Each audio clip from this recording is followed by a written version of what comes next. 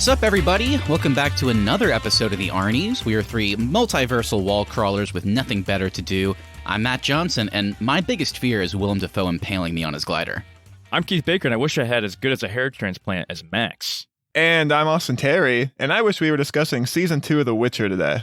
On today's show, we'll be discussing the newest addition to both the Spider-Man franchise and the Marvel Cinematic Universe with Spider-Man No Way Home. But before we get to that, Austin, is there anything else that we've been putting out that the audience should check out?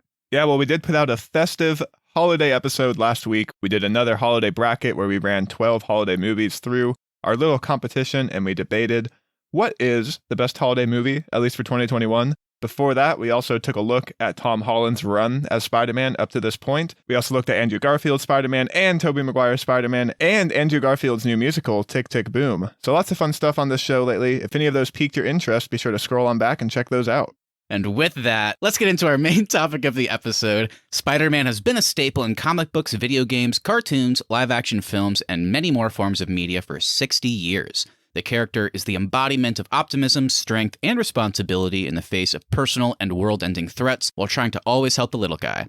Carrying on because it's the right thing to do, even when it's hard. Throughout our Spider-Man franchise rewatch this year, which you can check out in your podcast feeds like Austin mentioned, we saw these elements in the Sam Raimi, Tobey Maguire version. This character feels he has a responsibility to do more and be Spider-Man, even if it deteriorates his personal life and relationships. We saw more in Mark Webb and Andrew Garfield's version. This character allowed more to be close to him and didn't worry as much about his alter ego versus his superhero identity, but after countless loss, he realized how to move forward and be better in the face of that loss. And then, of course, we have the MCU and the Tom Holland version. In the midst of this huge universe that can take you to space to fight a giant purple alien at any moment, you have to find your niche and do your part, and in his case, be the friendly neighborhood Spider-Man. It's been a fun journey covering these movies in the lead-up here. I love the character of Peter Parker and Spider-Man, and rewatching these movies truly reminded me how much. I feel like we've known about this new movie for years, and I can't believe it's finally here and we've seen it. So with that, let's of course not waste any more time. Austin and Keith, give me your expectations going in, as well as your non-spoiler thoughts on Spider-Man No Way Home. Yeah, it's going to be really hard to not spoil anything here. I'll say this. After our lead up into Spider-Man No Way Home, covering Tobey Maguire, Andrew, and Tom, I was so excited for this movie. That's probably the most excited I've been for a movie all year, and it lived up to all of my expectations. I absolutely loved it. I had a blast in the theater. I was cheering. I was laughing. I was getting emotional at some points. I thought Tom Holland was fantastic. I thought all of the characters they bring into the movie were awesome. His relationship with Zendaya and his friends, just everything going on in this movie really worked for me. I think it's one of the best Spider-Man movies they've put out in years, and I can't wait to see what they do with the future. Same for me, Austin. I mean, I don't think I've ever been this excited for a Spider-Man movie or even a Marvel movie in this long. It was really fun. I told you guys that I was going to break my rule and watch the trailers, but I did not. I did not break my rule, so I did not watch any trailers, read anything about it. I did accidentally see a spoiler on YouTube, which really pissed me off, an hour before I went to the movie. And I was like, oh, you got to be kidding me. I saw a little video with a picture on it. I was like, no. But yeah, I was so excited. I had a great time with the movie, like you said. They did such a great job of just mixing nostalgia with, the newer Marvel universe. Everything was so satisfying. Everything I was, hoping to happen, it all happened. And I think it wrapped up in a really cool way. This might be the most fun theater experience I've had since Endgame, too. Just the theater involvement where I saw the movie was awesome, too. Just the way the audience was reacting to everything. Yeah, very, very similar. So cool. And I'm not the kind of guy, I don't really like theater involvement. I think it's kind of weird, but then some of these movies comes around like this, and it's like, I'm a part of it. I mean, you have to be. It's just, there's something special about movies like Avengers Endgame and this. But yeah, I got to echo your guys' sentiments. I feel like it's been a while since all three of us were on the same page, but I thought this movie was awesome. I thought it's by far the best Tom Holland Spider-Man. I was kind of critical of Homecoming, and I did actually like Far From Home, but to me, this blows both of those out of the water. And my biggest fear going in, which I mentioned on the Tom Holland episode, was I know clearly with the villains that they're showing off in the trailers, there's going to be a lot of focus on nostalgia and like celebrating Spider-Man in general in this movie. But, I mean, is Tom Holland, since he's the lead, is he still going to have like a through line? Is he going to have his own personal journey while that's all going on? And I think this movie did a really admirable job of like combining both of those. It feels like Tom Holland's version of Peter and Spider-Man are on their own journey, And then there's still kind of this celebratory nature that's part of the main plot, but it doesn't feel like it ever overshadows like the emotional and serious aspects of his story following up for Far From Home. And I thought this movie had some just bonkers, amazing action. Even though there was like rumors and trailers and all that stuff, I was still finding myself super surprised about a lot of things going on in this movie. And man, by the end, I just went on such a roller coaster, like you said, Austin. I was laughing, I was getting emotional at parts, I was cheering, I was clapping. And man, what they chose to do at the end, no spoilers, of course, I was like jaw like open. I was like, are you serious? They're doing like, what? What's going to happen? Like, I have zero concept of what they're going to do going forward, but I'm so excited to see. This movie was awesome. Yeah, I think this movie has the best Peter Parker story of any of Tom Holland's so far, which was really cool to see. Yeah. I also loved how they were able to develop the villains even further than where they were in their own movies. Like all the villains have their own really interesting character moments in this film, and I was not expecting that. I thought they were just going to be there for Tom Holland to fight. So that was what surprised me the most, was how the villains were so involved in the story in a really meaningful and thoughtful way. Yeah, for sure. I enjoy that aspect as well. Yeah. Well, I mean, we have a lot to say on this movie, clearly, but just out of fear of spoiling even the smallest thing, how about we go ahead, drop our official spoiler warning. If you have not seen Spider-Man No Way Home, go see it, people. Yeah, go see it. Go see it. And then come on back to our episode and listen to the rest of it. We are excited. We're about to break everything down. My friends, let's get into it.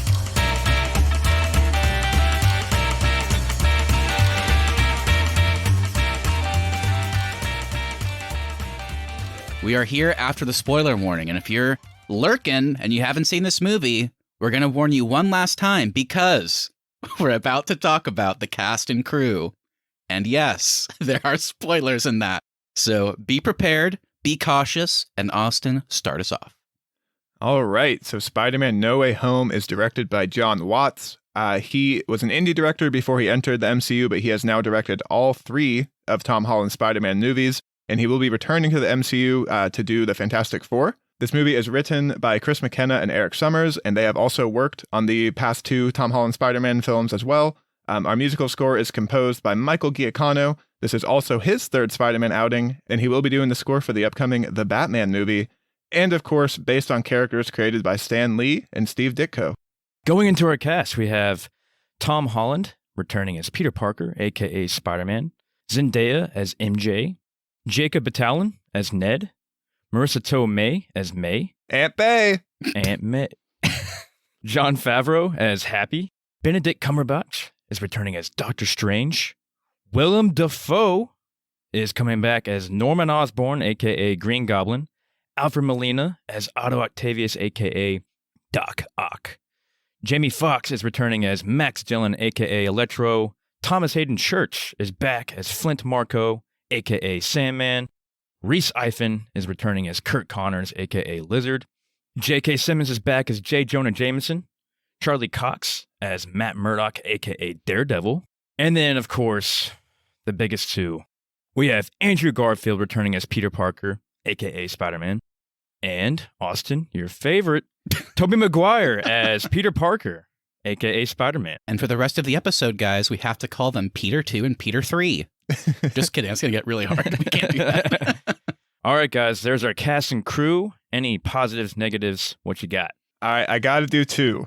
I got to do 2 fair. here. It's a special episode. You go for it. My main highlight for this film is Willem Dafoe as Norman Osborn. I thought he was awesome. I thought he was good in the Sam Raimi ones, but it was really cool to see him kind of be a more modern Green Goblin in this one while still having that experience. I love how he switched between like the unassuming Norman, and then when he is actually in that Green Goblin mode, he's terrifying, especially to see him interact with Tom Holland was awesome. And my other highlight is Tobey Maguire as Peter Parker, a.k.a. Spider-Man. I thought he was awesome. He was so funny. I really loved the way he interacted, particularly with Andrew Garfield. I thought that was awesome because they're older, they're more experienced. Yeah. I liked how he kind of brought in some of his history with all these villains, as did Andrew Garfield. But he was really endearing to me in this one, and I think it's because we returned to his movies. I don't know why, but he really worked for me in this film. Awesome.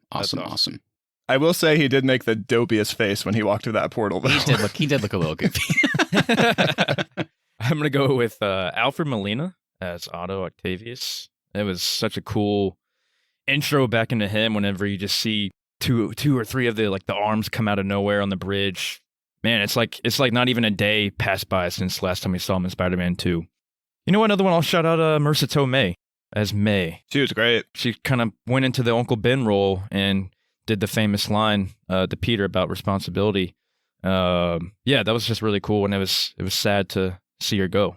I was really happy they've found a way to have her more involved in this story. And really, I think you can say that for all this cast. Like, everybody has a meaningful way to be involved in this story, and it's awesome because it's such a huge cast. Oh, man, this is tough. All right, at least from the crew side, I got to call out Michael Giacchino with the score. It was incredible, and I was getting, like, chills and goosebumps whenever that part of the score kicked in that was, like, a combination of Danny Elfman's Tobey Maguire score, like the James Horner, Hans Zimmer, Andrew Garfield score, and then whenever it combined the Michael Giacchino, like Tom Holland, like classic Spider-Man cartoon theme. I don't know how they got all three of those in and it sound cohesive, but that was incredible. That was so it was awesome. Awesome. Really awesome, cool. awesome. I like that they worked in some of the themes for the villains too, whenever they had their moments. It was cool. That was cool. I like that a lot. And then on the cast side, I mean, there's too many to count, but of course, you know, Doctor Strange, always love seeing him. But you know what? If we're going to call out all the Spider-Mans, then I'll call out Andrew Garfield. I thought he was a blast. I think he was used in a great way. I think we got to know his Peter a little bit more, and I like seeing where he's been since the end of The Amazing Spider-Man 2. And it went to kind of a dark place that I wasn't expecting. And his Spider-Man really shone through, which I was expecting based on, you know, how much we liked his Spider-Man in the other movies. My only slight negative with him, and I'm really curious how you guys feel about this, I kind of mentioned this to Keith, is I thought Tom Holland's Spider-Man felt very in continuity. And then Tobey's, whether you hate his Peter Parker or love it, I thought in this one it felt like a very natural, like, evolution. Like, he was very endearing, like Austin said. He was almost kind of like a Zen master in a weird way because he's the most mature and experienced Spider-Man. I did think Andrew's got a little goofy at times in a way that he wasn't in the other ones. Yeah, I felt that too. He didn't feel like that punk rocker that we talked about whenever we were watching his too. Yeah, like whenever he was like, I love you guys. Like, it was funny, but I was like, would he do that? And then I was trying to think back to the other movies, and it kind of took me out a little bit. But his performance was still great. He was awesome. I really liked how he talked about how Gwen's death, like, really rattled him, and he stopped pulling his punches. And all I could think was, like, man, I really want to see that movie. Like, yeah, it sounded so cool. Was he killing people? Like, I don't know, but it sounds kind of scary. Whenever he talks about Rhino later, like, it just cuts to Paul Giamatti just like with a hole in his head. Okay, so I'm sure we'll talk about the cast more as we move on here, but let's go ahead and check in on what the critics thought about Spider-Man No Way Home. Yeah, no surprise. They're very positive. Spider-Man No Way Home currently has a 94% on Rotten Tomatoes, with the critical consensus being a bigger, bolder Spider-Man sequel. No Way Home expands the franchise's scope and stakes without losing sight of its humor and heart. Positive reviews focused on the film's performances, emotional beats, more visceral action sequences, and the fact that the last 20 years of Spider-Man was honored in an effective way. Many called it the best of the Home trilogy since it balanced being connected to the MCU with telling its own story that has an emotional core. The trio of Holland, Zendaya, and Babylon received universal praise, and finally Maguire and Garfield, along with their respective villains, were universal highlights. The negative reviews mostly focused on the bare-bones plot, long runtime, and limited character development due to the huge cast. Some felt the middle act dragged between the final introduction of the villains and the return of the past Spider-Mans. A few reviewers felt we were retreading too much familiar ground with characters we already know from past iterations of the character, so some reveals felt like misdirection. And some felt the CGI and practical effects were serviceable, but nothing to write home about. All right, so what you guys think? I disagree with every single negative call out there. Like we talked about in the intro, everybody gets developed in this movie. I think every single character has a nice moment, and they feel like they've grown either from their past movies or from the other Holland movies. And even though we are retreading some familiar ground, we still get to see new things from these characters or from Tobey Maguire and Andrew Garfield's Spider-Man. So I honestly don't know how they pulled it off, because even 5 years ago, the thought of doing the multiverse, bringing in other actors that played Spider-Man would have been seen as too confusing for audiences. It felt and flowed fine in these movies, and I felt like all the actors did a good job of explaining like who they were and why. Maybe if you haven't seen these movies recently, you could still get a sense of what happened to them in their old films. Yeah, one thing I definitely disagreed with on the negative side was they said the that some felt the middle act drag between the final introduction of the villains and the return of the past Spider-Mans. I don't think so at all. I feel like that was some of the best parts of the movie. Yeah, me neither. It flew by. It's like 2.5 hours, and I barely noticed. I guess I can see some of the negatives. Like, the plot really just is like, I'm going to cure these villains, and then that's kind of it. Sure, it's long, but like I said, I didn't really feel it. And yeah, it's limited character development, but I don't think so for the main cast. And then for the returning players, sure, you get like a couple moments, but it's still development. So I think they still managed to give everybody something, even characters that they didn't really clearly care about, like Lizard and Sandman. They had something. So, it's better than nothing. So I'll take it. And then I also quite enjoyed the CGI and practical effects more than a lot of the MCU movies, which I think just looks so green screen and blue screen more than I would like it to. So yeah, I got to say, I mean, I'm definitely on the positive side this time around. All right, guys, let's go ahead and go a little bit deeper. Let's get into our roundtable discussion and break this all down. We each brought some points we wanted to talk about. So who wants to start us off? All right, so this movie picks up the second where Spider-Man Far From Home left off. We get J. Jonah Jameson's revealing that Spider-Man is Peter Parker, and shows that Mysterio footage. And this is really my only negative for the movie, but did Mysterio framing Peter for his murder kind of get lost in this grander plot? I was always expecting more fallout from the fact that the whole world now knows Spider-Man has access to this intense drone system, and they also all think he's evil now. And that really, like, nothing really seemed to come of that part of Mysterio's plan. Was it a problem for me? I guess it wasn't really a problem for me, but did it get lost? For sure. Yeah, I mean, it just kind of went away after that. I guess it was more, they did it really quickly in like the opening 20, 30 seconds of the movie. I guess just to set up that, yeah, his identity's out. But yeah, you're right, Austin. They really didn't go anywhere else with that. They didn't bring Mysterio back in. And they did a good job of the whole world knowing Spider-Man is Peter Parker. Like, that was definitely a main thing that they did through the whole movie. But it's just the fact that he was also framed for murder, and now it looks like he's a really dangerous supervillain. And like nothing came from that part of Mysterio's plan. Yeah, and I feel like I use this phrase a lot when talking about the MCU. There's a give and take. Because everything's connected, some things feel goofy, that's the take, but you still get awesome stuff, so that's the give. This has, like, the best example of that when talking about the Mysterio reveal. And like you said, Austin, that's not the important part of the reveal. The important part is that the world perceives him to be a murderer, or at least a lot of people do. And it's pretty damn cool to have Charlie Cox come in as Matt Murdock from the Netflix Daredevil show. And it's just great to see him, but the obvious take is just that, I'm a great lawyer. I got rid of that. You're good, Peter. It's like, it's kind of goofy, but it's almost like they're distracting you with something really cool so you don't worry about it. I will at least say, obviously, the plot still has direct fallout from that, like the college applications. And I wasn't expecting like MJ and Ned to not be able to basically go to school because they're associated with Peter and Spider-Man. So watching that play into the plot, and then of course that leads to the Doctor Strange spell. Like, I wish everybody could forget. And then of course we'll get to the ending whenever they basically do the same spell but the inverse. So there were still elements of it, but I agree with you. Like, the opening 20 minutes does kind of like, we're doing multiverse stuff, so we're not going to worry as much about the Mysterio thing from the last movie. Yeah, and I agree with everything you just said. It still is very weird though that the biggest fallout from the fact that Peter Parker might be a murderer is his college applications get rejected. It just felt like there should have been more stuff there with that side of the plot. Yeah. And I guess we'll get into it later when we talk about the ending. But if it ends off with Peter, no one knows that Peter is Spider-Man. Well, that goes for Mysterio too. Well, Mysterio's dead. Well, remember that his assistant still took all like the illusions. Like, he downloaded all the drone tech, which would have the footage. That was something I was wondering about, Keith. Like, pictures of Peter, or like MJ's phone. Let's say she has like pictures of her and Peter together. Does like that stuff get wiped away too? I think it would, because if you go further enough back in her life, she doesn't know who Peter is, so she would have never had those moments with him. So right. Retroactively, she wouldn't have those photos. Yeah, so I guess, Mysterio didn't, really matter in this one.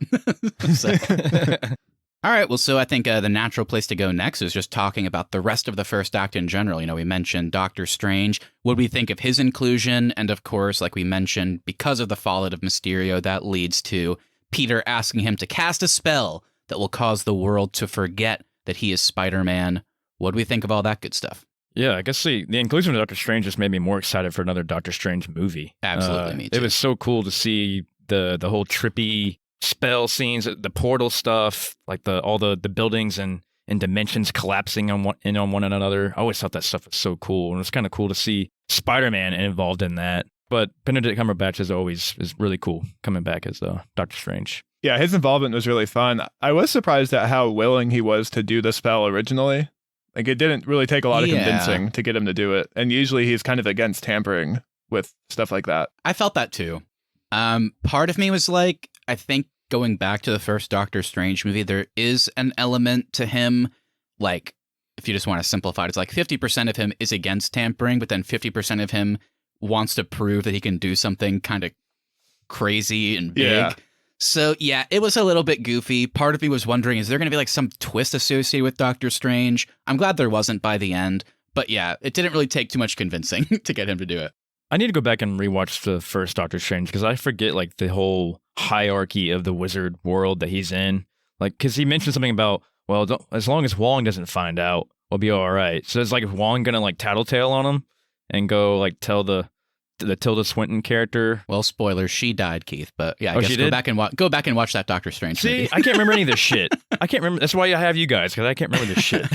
But to that point, Keith, yeah, I was wondering, like, yeah, why does it really matter if Wong finds out? I've always really liked the Wong and Strange relationship, but that was kind of weird to me. But then I thought back, and I thought it was such a fun little like world building moment wherever they revealed that Wong is actually now the Sorcerer Supreme because Steven was gone for 5 years in the blip, so they gave that mantle to somebody else. So now, if Wong finds out, maybe he could actually get in trouble for doing something kind of tampery and crazy. I really want to know how that relationship is going to play into the second Doctor Strange movie if he's not the Sorcerer Supreme. Of course, we've talked a lot about Doctor Strange and the spell, but what does the spell do? It causes some of our old favorite baddies to come on in, guys. So what do we think? I mean, obviously a lot of this episode is going to be talking about the villains, but they start pouring in one by one. How'd that work for you? I think my favorite villain moment, of at least in their intros, was actually the Sandman moment. How he protects Peter Parker. That was cool. And thinks it's Tobey Maguire, and because they had that relationship at the end of Spider-Man 3. So I thought that was awesome. Man, all the intros are so good. It's hard to pick one, but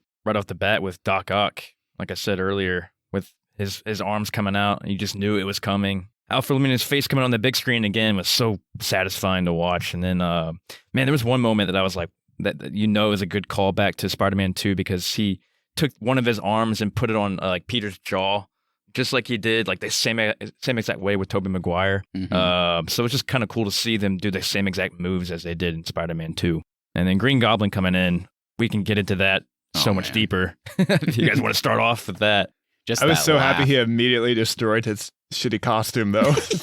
Yeah. They gave us one scene just so you knew who it was, and then they were like, Kevin Feige was like, we're not using that. He was like, I was just like an assistant producer on the first Spider-Man movie, and I hated it then, but now that I'm in charge, he's going to destroy it. Wait, are you sure you don't want to see my mouth moving behind my mask? Oh, God. Yeah, it is hard to pick. I gotta say, I was actually kind of nervous watching the trailers and seeing the Doc Ock Spider-Man fight, like some of the clips, because I just thought like the CG looked off. In this, it was a badass fight. Like the way that it reminded me, Austin, of like the PS4 game, like watching Spider-Man have to fight and maneuver around like Doc Ock's arms and how cool that can be. And then, of course, even though this is the MCU, my initial thought isn't, oh yeah, he's wearing his Iron Spider suit where he has 4 arms, and then those pop out and they start fighting. Oh God, it was so cool. I loved it. So much fun. I really like the moment when you see him carrying Spider-Man in one of his arms, and he's also doing stuff with the other two. Like that was a moment that also felt like the PS4 game, which was awesome. Yeah. But yeah, I have to disregard all those because my favorite introduction was the Lizard when he was just in prison already. No, just kidding. Sorry, Lizzie. You got the shaft in this one. They did him a little dirty in this one, but that's okay. He was kind of shitty in the Amazing Spider-Man 1. It was kind of comedic relief because, again, they basically just doubled down on, I want to turn everybody into lizards. Yeah. So what did you guys think of Electro, Jamie Foxx coming back? I thought it was some things were a little off with it, like that he had hair this time. I like that they acknowledged that too. He's like, I want to be in this universe. I'm looking good. Yeah, he had hair. He went to the gym. He had like muscles now. Like, what's going on?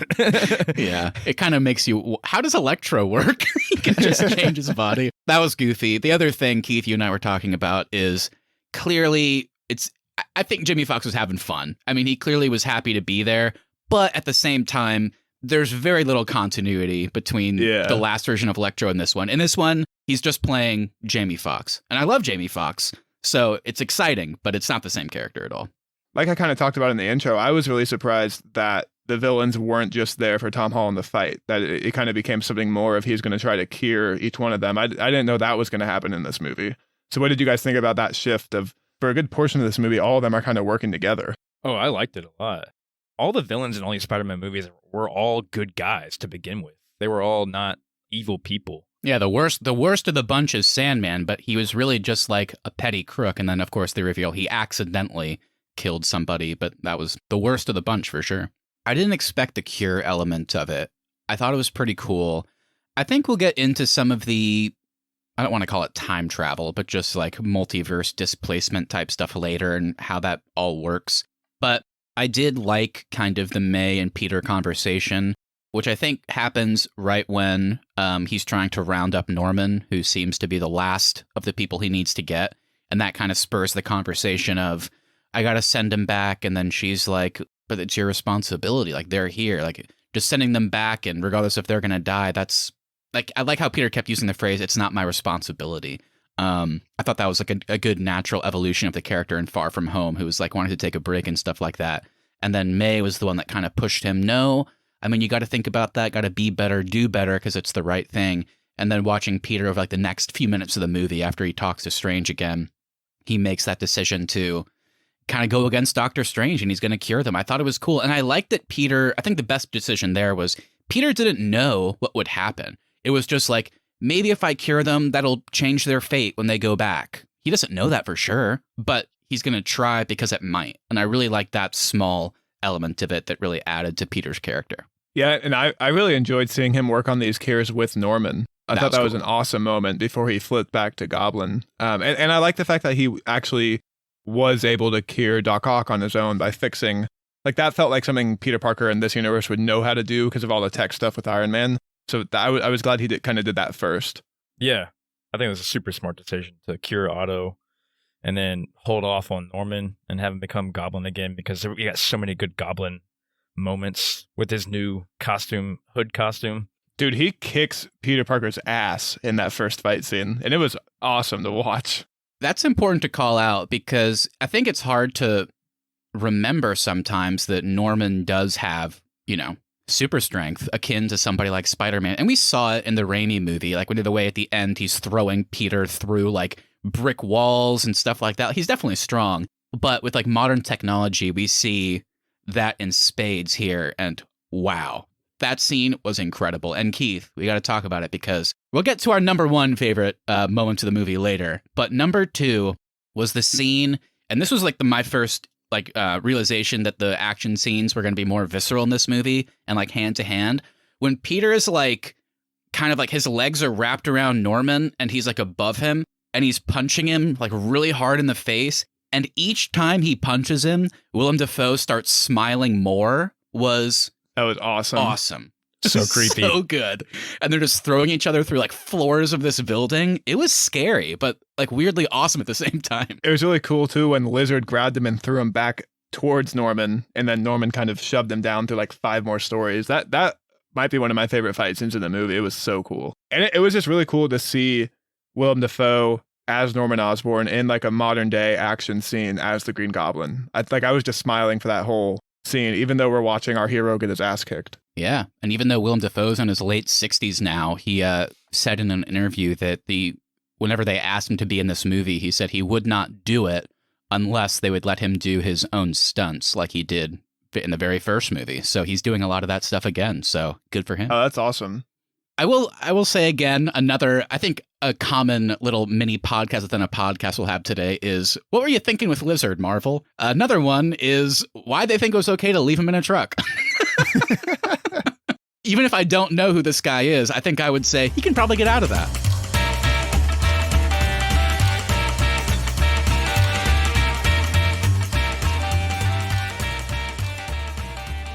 So, we talked about that incredible Goblin and Peter Parker fight, which goes from like the top floor of an apartment all the way down to the ground floor by throwing each other through the floors. And fighting, and it's intense and awesome.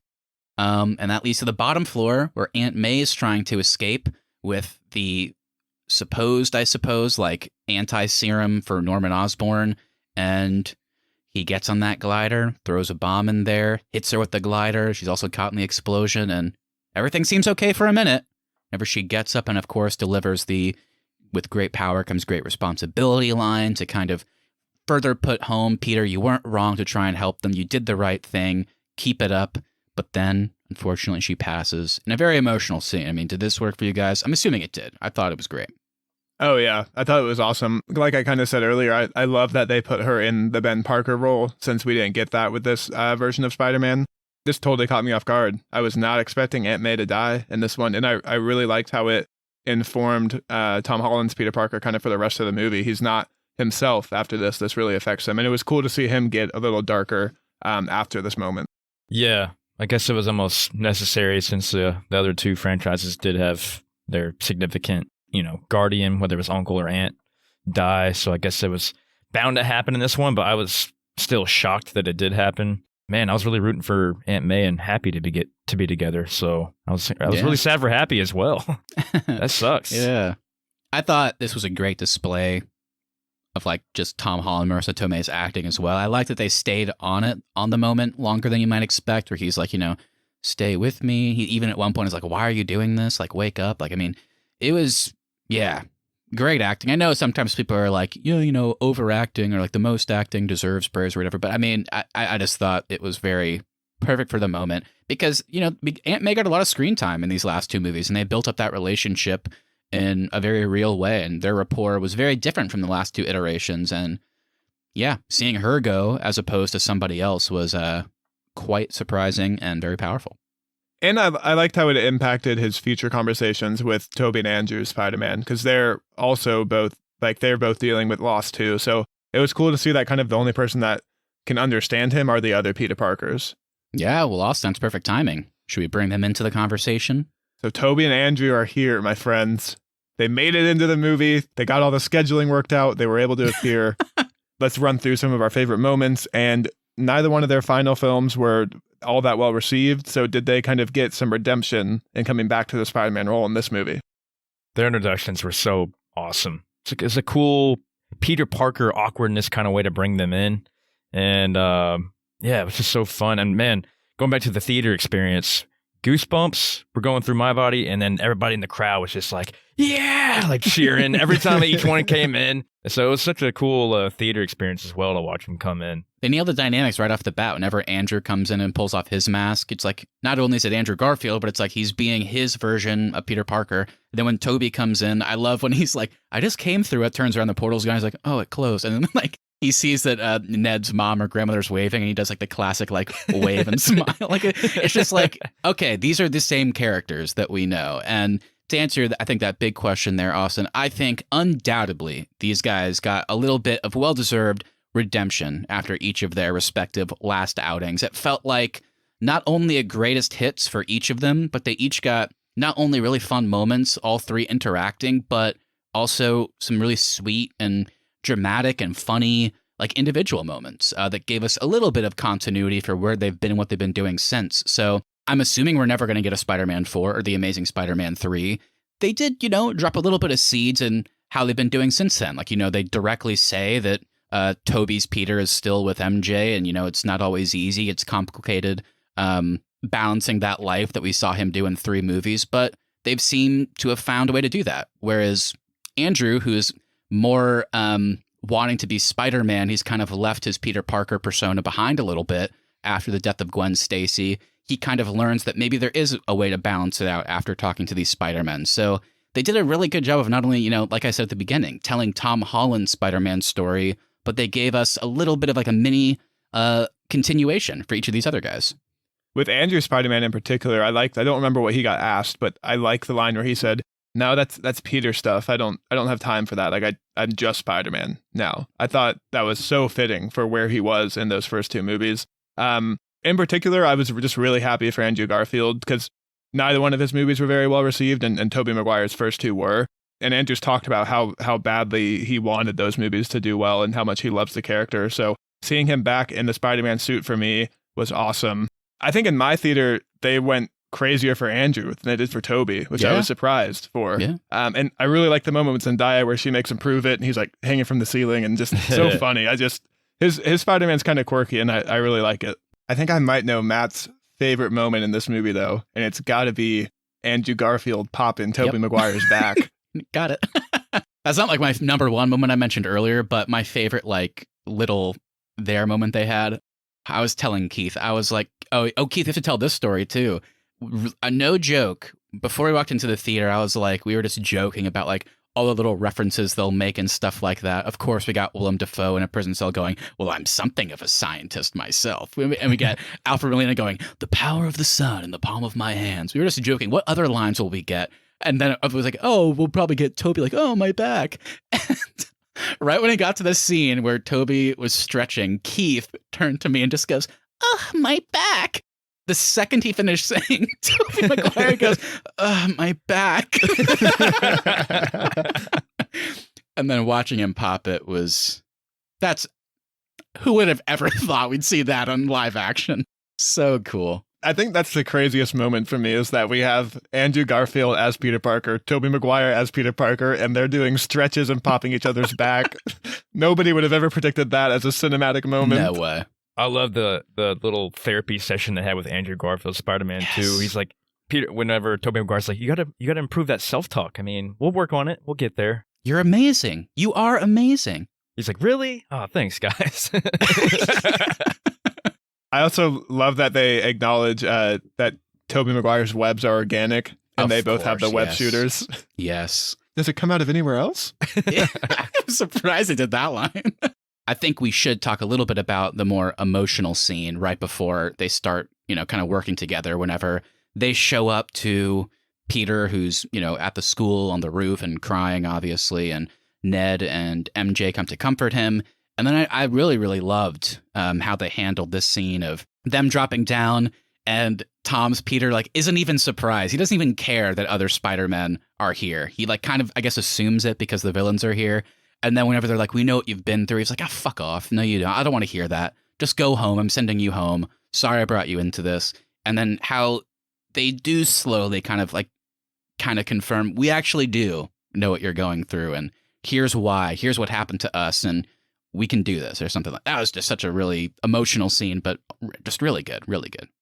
Yeah, I was glad that they actually spent time building all three of theirs relationship. Because it would have been really easy to just have them be like, oh, all three of us are Spider-Man. We can do it. We'll save the day. But they spent 30 minutes actually developing how they interact, how they help each other, what they've all been through in their worlds. And it definitely made, by the time they're all fighting together in the final scene, it made all of that feel more natural because we spent so much time developing all three of them together. Man, I love that shot whenever Zendaya was like, well, there's some guys here to see you. And then it pans up to the building and it's dark. And you just see Andrew Garfield's Spider-Man hanging off the building and then Toby's Spider-Man just squatting. And look, it was a cheap shot. It was easy to do, but it was hype as hell whenever Tom's Peter was like, and she always told me with great power, and it just cuts to Toby's face and the realization there comes great responsibility. I was like, yes. Then they both reference Uncle Ben, and then you see Tom's reaction. Even though we haven't seen Uncle Ben, it's still powerful, and just the full circle moment was perfect.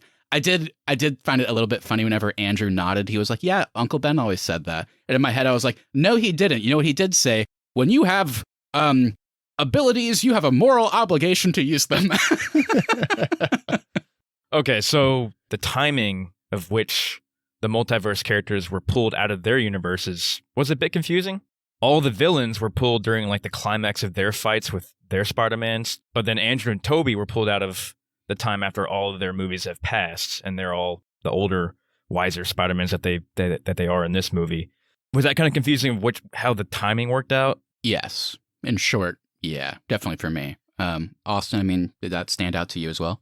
I didn't really think about it while I was watching the movie. I think it's kind of just one of those things you have to overlook just for the purpose of this movie, because it would have been harder to tell the story they told with this one if they had all been pulled out at the same time. Yeah, I agree. I think there was the only thing that kind of annoyed me is there was lines that were contradicting it. At one point, it's like, oh yeah, they're face to die fighting Spider-Man, but then Doctor Strange references the reason the people are coming through is because Peter tampered with the spell. So now people that know Peter Parker is Spider-Man are coming through. But we see at the end, Electro doesn't know Peter Parker is Spider-Man. So there was just like weird, like contradicting things happening. And then again, I was like, but Lizard and Sandman didn't die fighting Spider-Man. But then Lizard also has a line when they're in prison. He was like talking to Max. He was like, Max, do you know if I died? So then it's like, so when was he pulled out? So I'm kind of with you, Austin. It's not something I really thought about actively watching the movie, but it was kind of weird reflecting back on it because they were almost contradicting themselves at times. And I don't understand the ending either. When they go back cured, are they not going to die? Like, I don't know. It's a weird timeline thing to think about too, because if Andrew and Toby both got pulled out after all their movies have happened, would they not remember the villains disappearing in their final battle?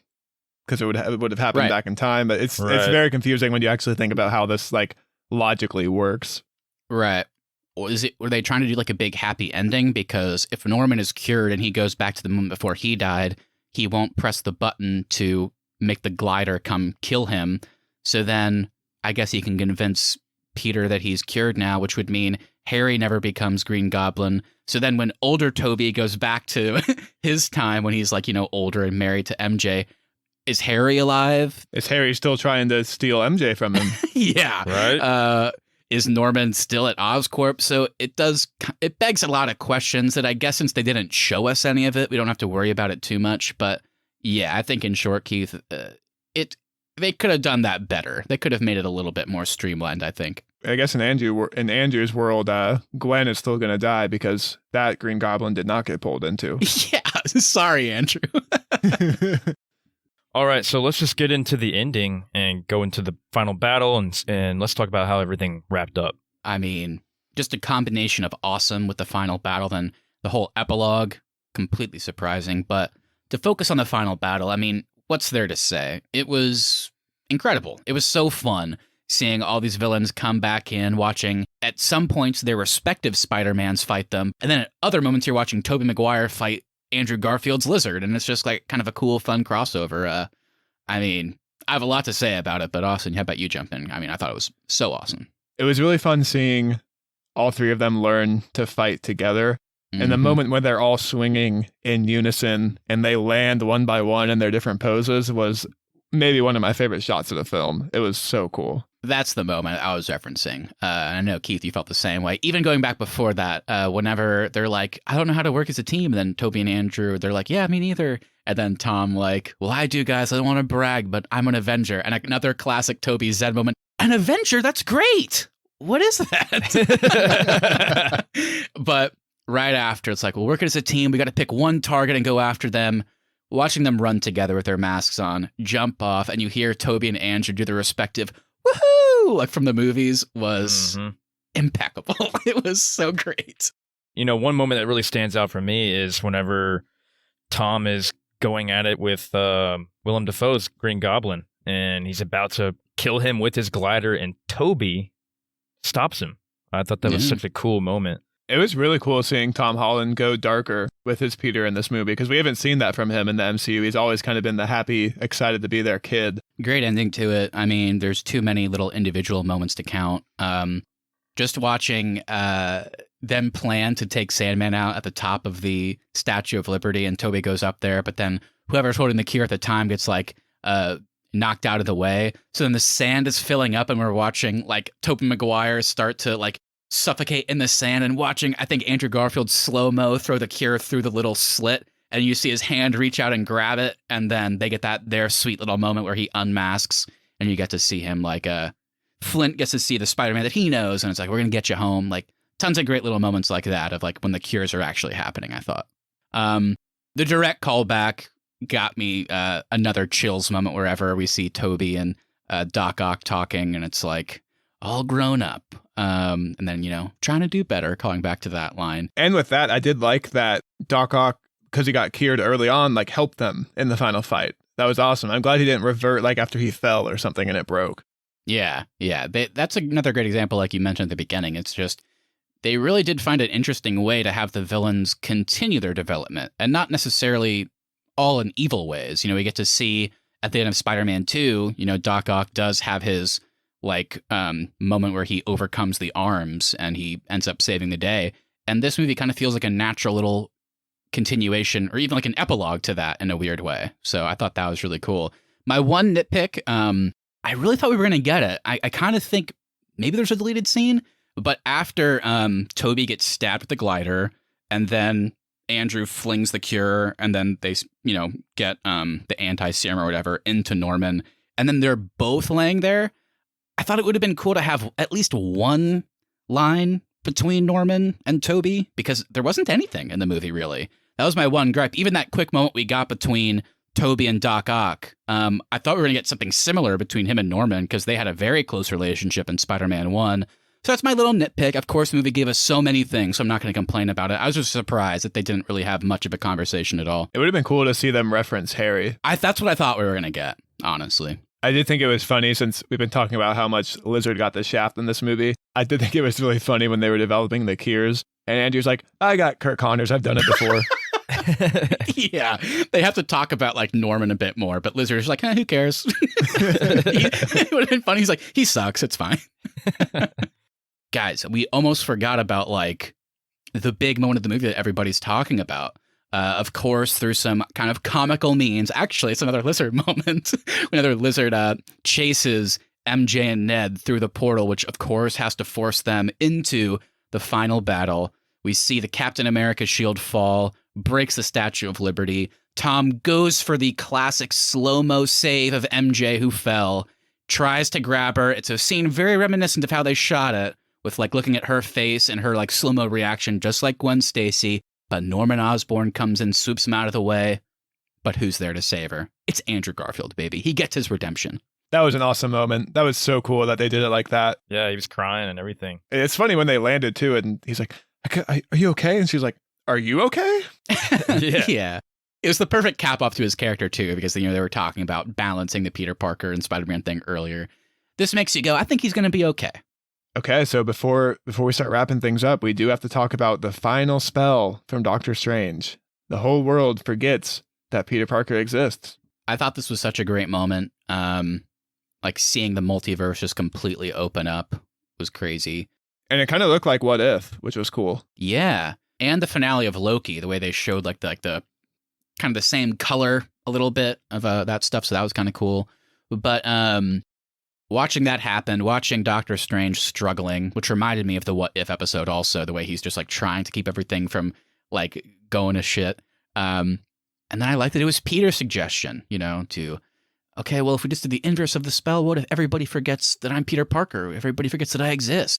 And Doctor Strange doesn't want to do it. I was like, oh, man, such a crazy moment. And I think the reason I loved it most is because it kind of calls back to my more negative thoughts on Homecoming and Far From Home when I talked more positively about the Raimi movies and even the Mark Webb movies, because I was like, I think this version of Peter Parker and Spider-Man is more true to that when it comes to the balance and stuff. Thinking about Spider-Man 2, like everything that Peter sacrificed in order to try and do the right thing and be Spider-Man and save people, even though that like caused rifts in his personal life. I mean, this might be the best example of any of that. He gives up his own existence to like save his friends and family and ostensibly, maybe not even the world. It's just he's preventing more people from getting hurt at the cost of his own life. And just, I mean, that's like the biggest sacrifice we've ever seen. And it was really powerful, I thought. I like that it was his idea to do that too. Like he made that choice. And I like that he got those final moments with Ned and MJ and they got to say the goodbyes, which is also really emotional. I definitely did not expect this movie to end with basically his life kind of resetting. I'm excited to see where they go in the future. I'm really excited to see that maybe now that we've kind of wrapped up this home trilogy, in the next movie, he's an older Spider-Man. He's got his apartment and all that. I'm hoping it's going to be more of a traditional Spider-Man take with Tom Holland. And it's not going to be so MCU focused, but it's more so going to be just about him doing what he can in New York. And I think we're going to get some of those classic everyday Spider-Man moments that we've been wanting from Tom Holland.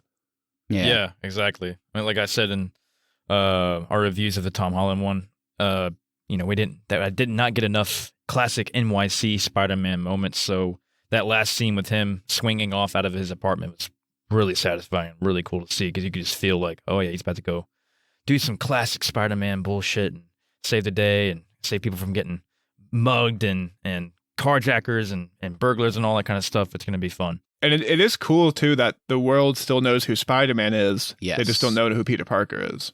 I think it was really cool, like you said, that final moment with Ned and MJ felt like a perfect trilogy moment. Obviously, we're going to get more movies, but that felt like a nice cap off to those characters. And the fact that he promised that he would come and find them and explain everything, and then goes to see her at work, and kind of in real time you see maybe he'll do it in the future, but not yet. And it could be a combination if he doesn't want to put them in any more danger, or maybe he sees that, they actually can have a life. They're both going to MIT, so I think it's kind of a combination. He thinks maybe I'll come back to this, but I think for now, this is the right thing, and maybe I should leave them be for a little bit. I'm excited to see how this will impact his relationship with the rest of the Avengers that are still alive, though. Because, like we said, the world knows who Spider-Man is, but they don't know who Peter is. So I'm curious how is this going to impact the way they interact. Is he only going to be able to interact with them as Spider-Man? I don't know. He'll just be a guy that, while most of the Avengers' identities are public, maybe he'll be able to get back on, but he'll just never reveal his identity. I will have to imagine the quote-unquote, no pun intended, the end game for this idea is that eventually he can go back to Doctor Strange and say, hey, I know this is crazy to say, I'm Peter. You cast that forget spell on me because the multiverse was crumbling in on itself. I think eventually that conversation will lead to Strange over time finding a way to reverse it without causing the multiverse to crumble. I think that's probably years off, but I think that's maybe how they end this Spider-Man journey whenever Tom Holland's ready to hang up the cowl, so to speak. One last thing. Keith, you mentioned it. Of course, you give us the classic Raimi and Mark Webb ending scenes of Spider-Man just swinging through New York. It's not the shitty, thing at the end of Far From Home where the camera's under him and pointing into his face the whole time, which I didn't like. This is just classic. And man, the reveal that he's made a new suit that has Tobey Maguire's Spider-Man emblem, but then the colors is Andrew Garfield's Spider-Man suit. I was like, how? How could they make this decision? It was so perfect. He just was a fan of the other Spider-Men, gave him a hug at the end. It was super sweet. And I was like, I like their suits. I'm going to make one that kind of looks like it. So perfect. And we complained a little bit, I guess more so me and Keith, not a lot, but it's in Homecoming and Far From Home, maybe a bit too tied to the MCU. He feels like too tied to Iron Man. I think this movie, he feels like Peter Parker and Spider-Man more so than the others. And that final moment where he's swinging in a more traditional suit that looks like other familiar stuff was the final pin where it's this is Spider-Man. And going forward, that's the stories we're going to tell. And I can't wait to see him. And it looks like we are going to be seeing him tussling with Venom in the future. Mid-credit scene, we get to hear Tom Hardy's absolutely garbage accent again. What a treat. Well, that was interesting because Tom Hardy clearly, I guess, was somehow brought into, that might tie into a Venom post-credit scene or something, but he was brought into the MCU, but then very immediately in a mid-credit scene, the spell, I guess, pulls him back to his universe. And I was like, I turned to Keith, I was like, this scene is terrible. This isn't funny. I think I hate this, to be honest. But, all we needed to see was the reveal that part of the symbiote stayed behind. And I was like, okay, all right, let's see where this goes. What I want to know, though, is because I haven't seen the Venom movies. So he gets pulled into this universe and he says, I got to go find this Peter Parker. Mm-hmm. Then he gets pulled back. So which Peter Parker is he going to find? Is he going back to his universe where I'm assuming that would be Andrew Garfield? Is there a chance Andrew Garfield and Tom Hardy are appearing together? That's what people are hoping for, but we've never gotten clarification that Andrew Garfield has signed on for more movies, right? If we get that, then maybe that's a safe bet that he gets pulled back into a universe with all this knowledge. Peter Parker's Spider-Man, and then maybe back in his universe, he sees a Spider-Man swinging around and he's like, I'll go, who is that? And then maybe he shows up and he calls him out, hey, you're Peter Parker, I know who you are. And he's like, what? And he unmasks and it's Andrew Garfield or something. That would be cool. No inclination will get that. So the thing that I guess I'm looking at it is the more important thing is in the college trilogy, it seems like we're going to see a black suit Spider-Man story, because eventually I have to imagine the piece of the symbiote that stayed behind is going to make its way to Tom Holland. I wonder if Tom Hardy would still be doing the Venom voice for this symbiote. That's actually a really good idea, because I don't know if they can have Tom Hardy and that's a great idea, and Tom Holland cross over, but the symbiote could still be his voice technically. Ooh, Austin. That's a good theory. He can get in on that some of that Bradley Cooper money, just doing the voice, making a lot of money. Yeah, exactly. That's funny. Okay, so let's get into our second post-credit scene, which was a trailer for Doctor Strange. First time they've done a trailer since the original Avengers in a post-credit. The biggest thing that jumped out at me is it looks like some of the stuff from What If is going to be playing into live action, because we do see the evil version of Doctor Strange. That was cool. That was cool. I did not expect that. That was really tight.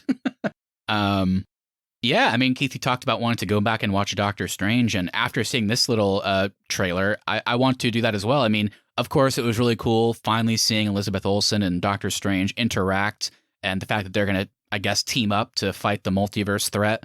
But then when I was seeing, like, Chiwetel Ejiofor in his new Mordo look, I was like, I got to go back and watch Doctor Strange.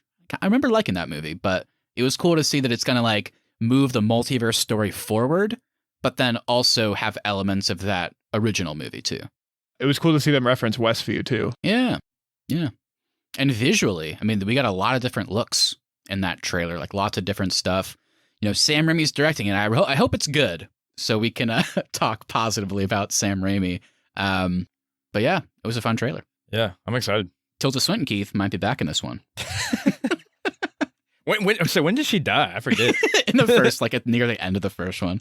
Oh, good. Wow. I need to go back and watch that one, obviously. All right, guys. So since months ago, we talked about the Raimi movies, and then in the lead up, we talked about the Webb and Garfield movies, rounded out with Tom Holland in the MCU, and now we've finally seen No Way Home. That's what we were building to this entire time. It's only fitting that we end this journey with our official Spider-Man ranking. So we have 8 movies to talk about here. And let's see. I mean, Austin, you want to kick us off? All right, I'm going to go number 1, Spider-Man No Way Home. Nice. I'm going to go number 2, Spider-Man Far From Home. Number 3, The Amazing Spider-Man 2. Number 4, Spider-Man Homecoming. Number 5, The Amazing Spider-Man. Number 6, Spider-Man 2. Number 7, Spider-Man 3. And number 8, Spider-Man 1. Oh, yeah, I forgot that you like 3 more than 1. That's interesting. I just think 1 has aged so poorly.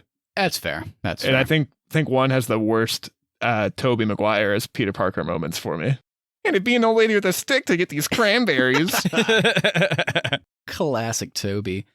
All right, so my list, this is going to be fun. Mine's actually very different. So the amazing ones moved up a bit in my estimation, but we'll see. So number 1, it's not just nostalgia for me. I think if I see No Way Home more, it could be my number 1. But for now, I think number 1 is Spider-Man 2. I just think it's just a perfect superhero movie. Number 2, I wasn't expecting to be this high, to be honest. No Way Home. It was perfect. So much fun, action incredible, and the way they brought everybody in felt like a great continuation. Number 3, Spider-Man. Number 4, The Amazing Spider-Man 2. Come on, guys, it's better than the original. Number 5, Far From Home. Number 6, Homecoming. Number 7, Amazing Spider-Man. And number 8, sorry, Spider-Man 3, but I gotta put you last. So you're a bit lower on the majority of the Tom Holland movies. A little bit, and I was surprised. I really thought Far From Home would be higher, but I thought it would be too. I guess the problem is in our rewatch, like we all kind of said, I really liked Amazing Spider-Man 2. And even though Amazing Spider-Man 2 is 4 on my list, it would have been last if we hadn't rewatched it. So yeah, I think I got to put it above Far From Home. All right. Mine's somewhat similar to yours, Matthew, in that the first 2 are the same. Spider-Man 2, number 1. Number 2, No Way Home. Number 3, Amazing Spider-Man 2. Number 4, Far From Home. Number 5, Spider-Man 1. Number 6, Homecoming. Number 7, Amazing Spider-Man 1. And number 8, Spider-Man 3. Okay, yeah. Pretty similar there. I like that. I think good lists here all around.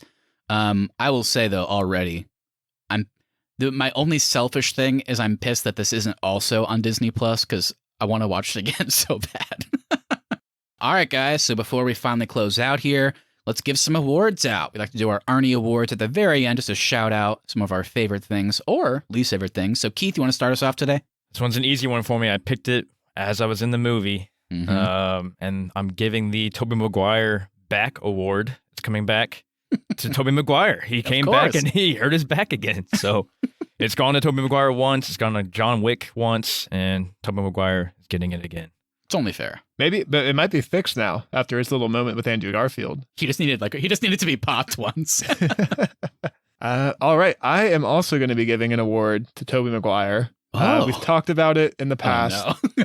I've got issues with Tobey Maguire's face. I'm going to be giving the dopiest smile award, actually the dopiest face award, to Tobey Maguire as Peter Parker. Seeing him standing next to Tom Holland, Andrew Garfield, I was like, that's not Peter Parker, that's Tobey Maguire. So the dopiest face award goes to Tobey Maguire. All right. I thought you were gonna. I gotta say, I thought you were gonna give him the Mark Hamill Most Improved Award. I should have done that. It's an unspoken award. For me, I have to give one that I had no idea I was gonna give while watching the movie, but it's the prospective Best Buddies Award. And now that they're both cured, I think we can get some Norman Osborn and Otto Octavia, some little friendship burgeoning between them. Clearly, they know of each other. Whenever they first see each other, they're talking about how smart each they of were them business is. partners, right? Yeah. maybe at one point. Yeah, They were Tobey business Maguire partners and they had a falling out, yeah. Yeah. So I think going back in time, being cured, not being killed, fighting Spider-Man, they could become best buddies. I think it could happen. Maybe they'll join Tobey Maguire's Spider-Man and they'll become a threesome crime-fighting unit. Spider-Man 4, come on, make it. So with that, this was a huge episode. We were so excited to do it. Thank you everyone so much for listening. If you enjoyed this episode and this series of our Spider-Man rewatch, make sure you hit that follow button so you never miss our upcoming episodes. Also, if you wouldn't mind sharing us with a friend, we really would appreciate that to continue to grow the show. Please leave us reviews as well. Even if you don't want to write anything, leaving us a 5-star review on Apple Podcasts, Spotify, or wherever you get your podcasts really does help us out. At the Arnies is our social, and the Arnies.media is the website. We'll be back next week to do a breakdown of the Matrix trilogy, as well as review the brand new Matrix Resurrections. This will be our last episode of 2021, guys, so how are we feeling about it? It's crazy that 2021 is already here. We're already actually fastly approaching our 2-year anniversary of this show, Crazy. which is insane. Crazy. I have watched The Matrix 1 and The Matrix 2 all the way through for the first time. Gotta say, Matrix 1 is pretty good. Not sold on Matrix 2, though, so I'm a little bit nervous for Matrix 3. Very fair worry. Yeah, I'm excited. I think it'll be a good one to end off the year. It's cool seeing Keanu Reeves playing an actual character and not just kind of playing like himself like he does in John Wick. So that's been fun for me. I need guns. Lots of guns. It'll be an interesting conversation. Like Austin mentioned, that first one is highly regarded. Sequels, not at all. I hope the new one's good to give us a little bit of something good to end on. But either way, if it sucks, then we'll just go out with the year in a laugh fest. So we'll have a good time doing that episode regardless. And lastly, we want to hear from you guys, so please send us a message on Instagram at the Arnies or email us thearniesmedia@gmail.com. What did you think of No Way Home? Who is the best Spider-Man? Andrew Garfield. Are you excited for The Matrix?